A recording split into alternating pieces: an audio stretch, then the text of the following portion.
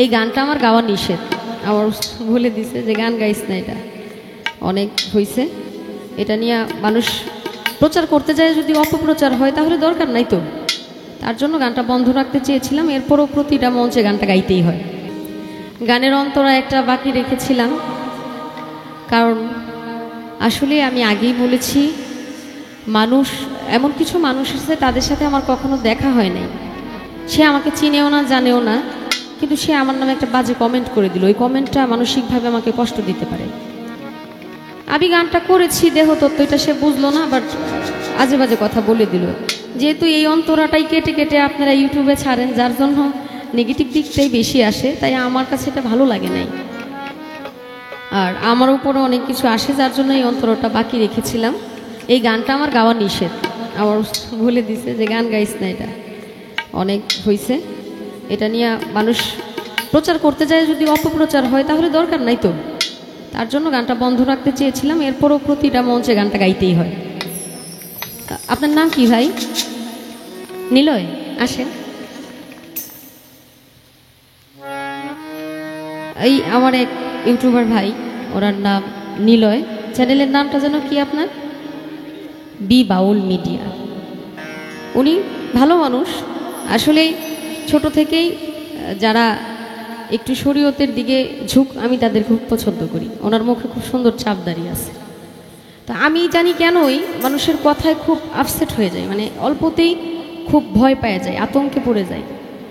ওনার channel থেকে কিছু গান ছাড়া হয়েছে, গানগুলো ঠিক আছে, কিন্তু ওইখানে থাম্বনেলটা সুন্দর হচ্ছে না।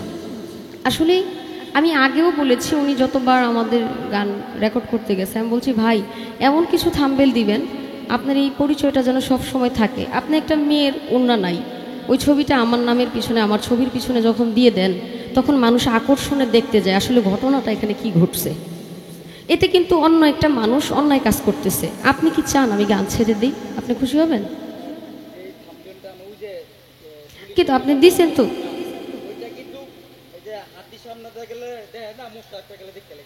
না, 2 মিলিয়ন ভিউ হয়ে গেছে, ঠিক আছে। এই জায়গায় যদি 2 মিলিয়ন, এই জায়গায় যদি অপশন হইতেছে না, তা আমার এই 20,000 30,000 ভিউ এটা অপশন হইব না। এই জন্য আমি ওইখান থেকে আইন না আমার এটা লাগাইছি। ঠিক আছে, কিন্তু ওই ছবিটা তো যাইলো না। 2 মিলিয়ন ভিউ গেছে ওইটা। এটা তো এটা বলার জন্য তো ওনাকে নিয়ে আসা, কিন্তু উনি আপনার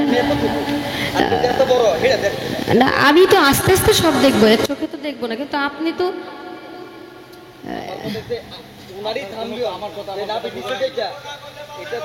না। এখন কথা হলো না, আমি আপনার সাথে কথা বলতেছি। ভাই ভাই ভাই ভাই শুনেন, আমি চেঞ্জ করে দিই, কিন্তু একটা কথা হলো আমি একটু আপনার চোখেরও তো বিচার হবে। যারা এটা করছেন আসলে খুব খারাপ করছেন। কি আপনারা কি বলেন, খারাপ করছে না? আচ্ছা, তো পরবর্তীতে নতুন কোনো গানে, কারণ আপনারাও ইউটিউব চালায়া আপনাদের রুটি রুজি রোজগার করেন, এটাই আপনাদের পেশা। তার মধ্যে আমাদের গানটা আপনারা সাইরা আপনারা এটা দিয়ে রুটি রোজগার করেন, এটা আপনাদের পেশা। আপনাদের মাধ্যমে আমরাও এটাও কৃতজ্ঞতা প্রকাশ করি। আপনাদেরকে সার দিয়া বা আপনাদেরকে বাদ দিয়ে আমরা কোনো কিছু বলতে পারবো না।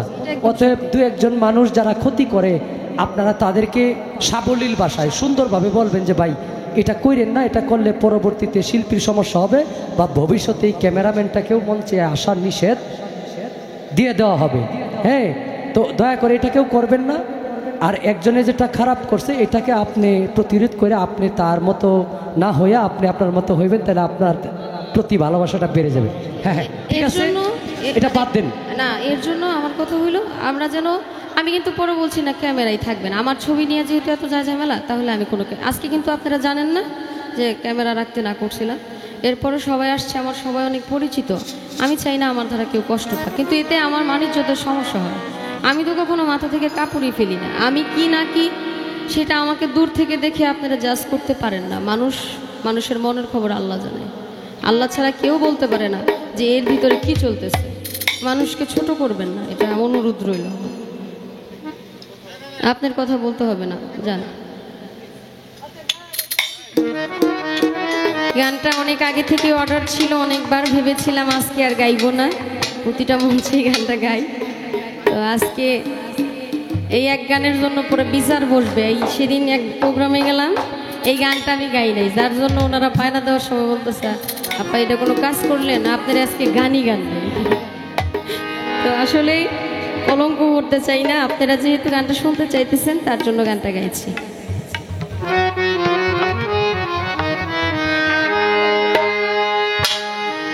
অন্তরে অন্তরে দেখো রে মন চিন্তা করে, প্রভু সাই পরমারে কি খেলা খেলায়। অন্তরে অন্তরে দেখো রে মনে চিন্তা করে, প্রভু সাই পরমারে কি খেলা খেলায়।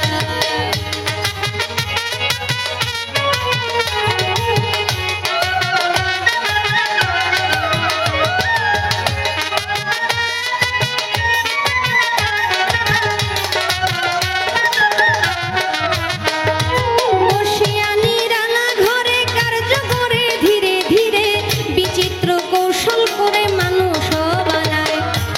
সিয়া সফেদ লাল জর্দা চার রঙে করিয়া কাদা, বানাইয়া পরম সত্তা ভবে দে পাঠায়।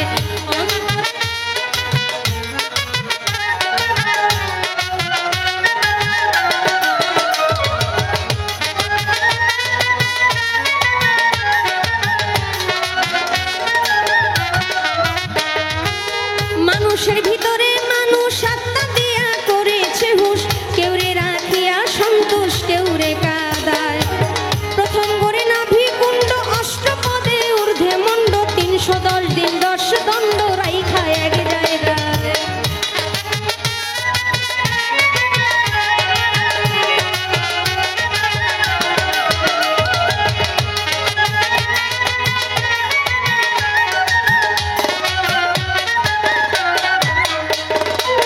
নাভি হইতে ঊর্ধ্বে সিনা, দেখতে তারে কি নমুনা, দুই দিগেতে দিছে টানা প্রেমের আরাধনায়।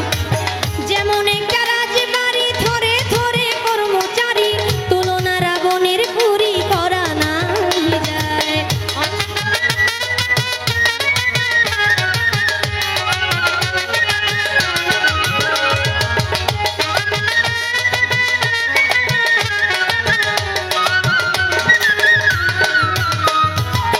কলিজা রইয়াছে ডাইনে বায়ে, ফুসফুস সবাই জানে, দিল রইয়াছে মধ্যখানে মানুষের দেহায়। কলিজায় সাহায় আলী, ফুসফুসে রাগের কলি, দিলের ভিতরে রাগ গলালি গুরদানি রালায়।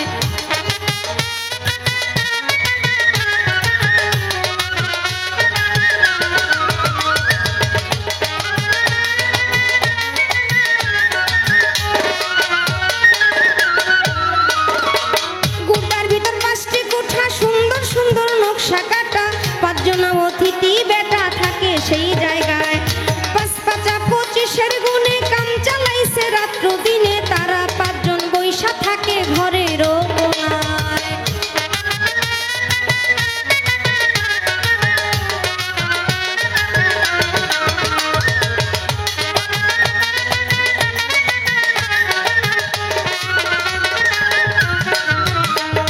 চার আত্মা একসঙ্গে মিশে টাস খেলা স্থলের দেশে, একজন আছে কাছে বসে হিসাব করার দায়।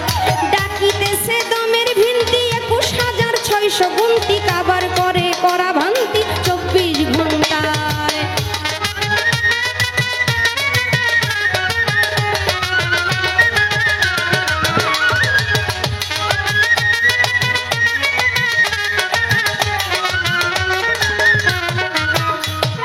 হইতে গেলে এসব কাণ্ড ফেটে যাবে হৃৎপিণ্ড, ছেড়ে দিবে দেহ ভাণ্ড জুড়ায় জুড়ায়।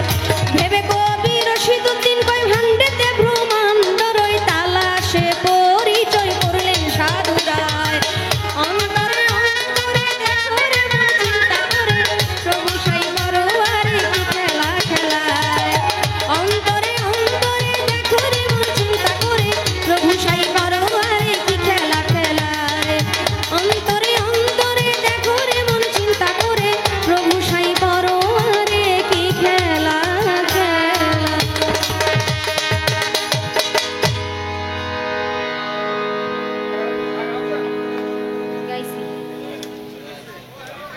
যাই হোক, সারা রাত্রে অনেক গান করেছি, কথা বলেছি।